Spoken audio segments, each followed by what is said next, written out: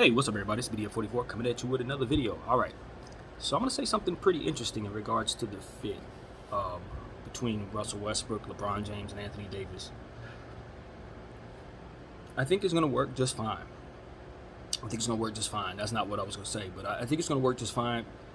And the thing about it is because LeBron James is a player who knows exactly how to play off of the ball, how to be effective without necessarily handling the ball. He knows his, opponents. In this case, his opponent was Russell Westbrook for many years, so he knows Russell's game is what I'm saying to you. He studied him. And at the end of the day, LeBron James has had opportunities to play with players who have made the type of sacrifices necessary for him to see the example of how to work with other superstars who handle the ball. Dwayne Wade taught him how to do that. Taking a step aside for another ball handler to come in and dominate the basketball. He's learned how to do it from others, examples in making those sacrifices for him. And I also think about just like the various players that he's played with. I'm sure he's played with guys who, had different styles of play and things of that nature over the years, who he's had to adapt to and adjust to. Maybe not on this grand a scale, but he's had those opportunities. And I think about a guy like Lonzo Ball. The thing about Zoe, and of course, Bron played with Zoe for a year. The thing about Zoe is he knows how to be a part of the offense without necessarily touching the ball very much. Touch passes and stuff like that. The ball comes to him, he gets it immediately to another spot, and then he runs to a position where he can be open and things of that nature. But what he's doing is being very much a part of the ball movement. He's like an extension of the ball movement. Great facilitators usually are.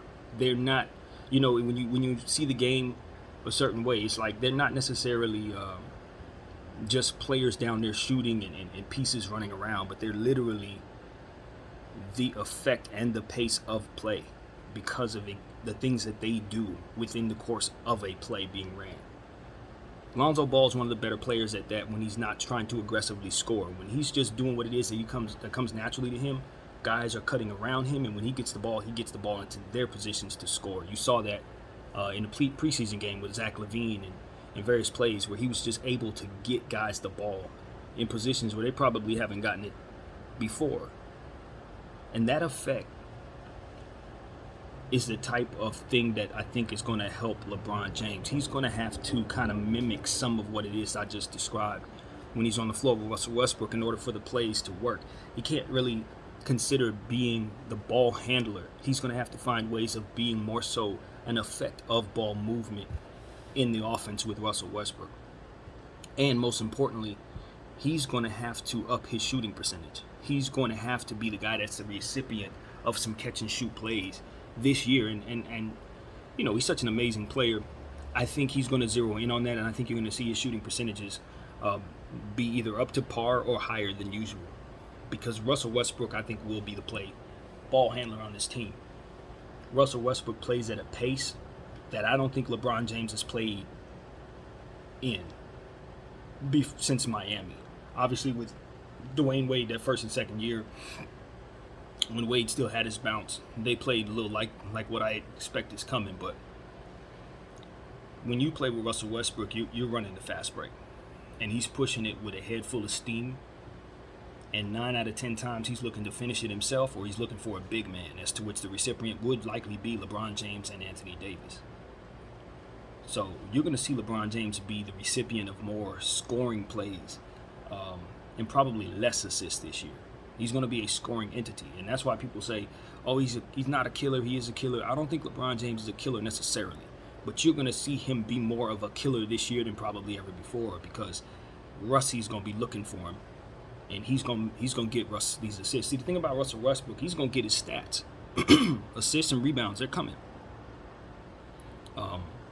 That's something that matters to him. It's a part of his brand. It's a part of his game.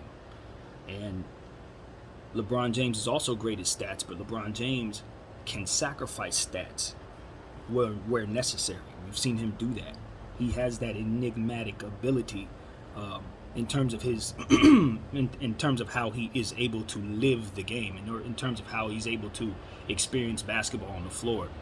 He's able to just kind of sacrifice where necessary. If a guy needs 10 boards, he'll only get 8, in situations. So I think he's going to be less grab and goes for Bron this year, because he's going to allow Russie to have that. And he's going to be looking to run the break. That's what he's going to be doing. You're going to be seeing, in my envisioning of this, you're going to see LeBron James, instead of trying to get the board and run, he's going to let Russie get it, and he's going to already be down there. So you're going to see some different actions from the Lakers than you probably have in the past. We're going to have to get creative with our lineups and things like that to try to keep teams off balance. I'm going to have to find ways of working Carmelo Anthony's half-court game into what it is that we do, which I think it can be more of we talk about Russell Westbrook's fit on this team, and that's cool. I think Carmelo Anthony is also one we have to pay attention to, because the thing about Melo is, in his natural state, he's a half-court player. He's a half-court player who catches it and looks to go in triple threat and work from there. Most of the time looking to spot up and shoot a face-up shot in an opponent's face. That's going to make our defense a bit stagnant if he does that while we have those players on the floor. I don't know that really works.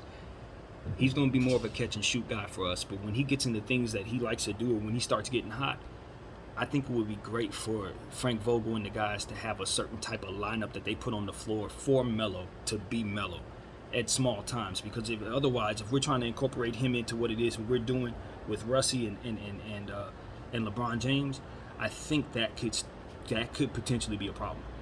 That actually could be more of a problem than I think Russell Westbrook and LeBron James, in terms of them going back and forth with the ball. Because at the end of the day, they're both passers, you guys. That's what you have to understand about Russell and LeBron. They're passers. So, the only real concern is if Russell Westbrook starts clanking threes. That's literally the only downside. Otherwise, if he's just taking them and doing the things that he does and makes his shots, if he's shooting 32% from three, that's good enough for us. We don't need him to shoot that. You don't need to shoot crazy. He just needs to be competent from behind the arc this year and pick his threes carefully, so that we have quality possessions each time. We do that, we're winning the championship. It's not. The Nets don't look the same to me, because they know that Kyrie Irving and his situation may keep him out for half of their basketball games, including playoffs, and those are home games. So I don't like the Nets' chances without Kyrie Irving at 100%. So that gives me a whole lot more confidence about my squad. Gives me more confidence about the field in general against them. So I'm looking at this as an even bigger opportunity for us to win a championship.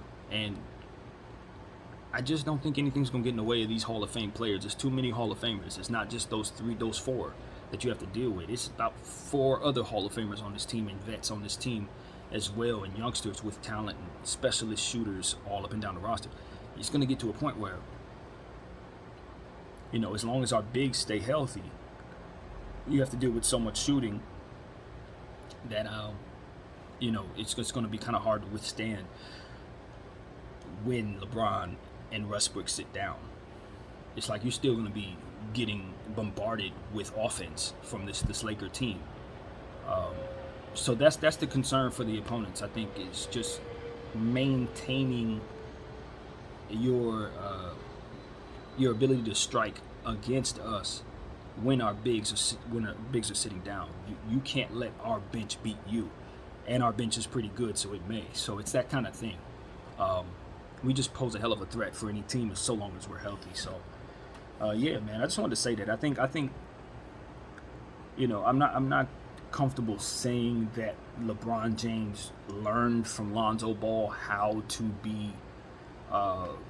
play without the ball, because that's ridiculous.